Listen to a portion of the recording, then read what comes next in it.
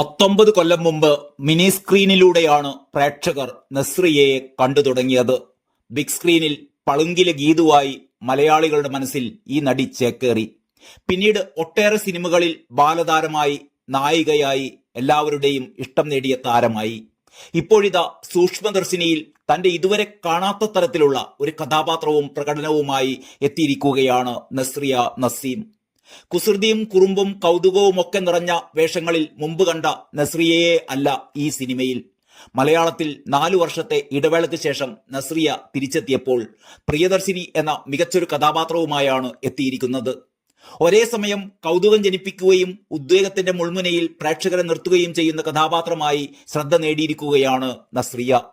ചിത്രം തിയേറ്ററുകളിൽ 3-ാം വാരത്തിലേക്ക് കടക്കുമ്പോൾ മികച്ച ബോക്സ് ഓഫീസ് കളക്ഷനാണ് ലഭിച്ചുകൊണ്ടിരിക്കുന്നത്. ബേസിൽ നായകനാവുന്ന ചിത്രം 50 കോടി ക്ലബിൽ ഇടം പിടിക്കുമെന്നാണ് ബോക്സ് ഓഫീസ് ട്രാക്കർമാരുടെ കണക്കുകൂട്ടൽ. അയൽപ്പക്കങ്ങളിൽ നമ്മൾ കണ്ടിട്ടുള്ള സാധാരണ ഒരു വീട്ടമ്മയാണ് പ്രിയദർശിനി. പക്ഷേ സംതിങ് സ്പെഷ്യലാണ് കക്ഷി. ചിത്രത്തിന്റെ പേര് പോലെ ചുറ്റുവട്ടങ്ങളിൽ മറ്റാരും കണ്ടുപിടിക്കാത്ത കാര്യങ്ങൾ വരെ അവൾ കണ്ടെത്തും.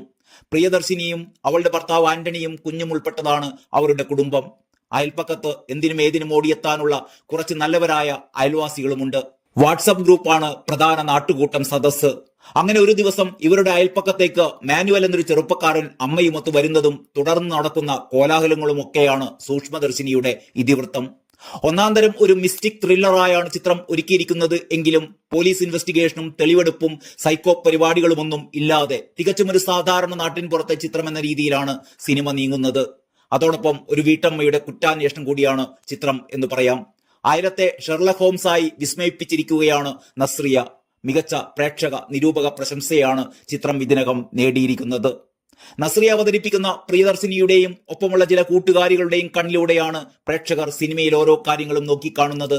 തന്റെ സ്വതസിദ്ധമായ രീതിയിൽ തികച്ചും അനായാസമായി പ്രിയദർശിനിയെ ഓരോ നോക്കിലും നടപ്പിലും വാക്കിലും വരെ നസ്രിയ ഗംഭീരമാക്കിയിട്ടുണ്ട്.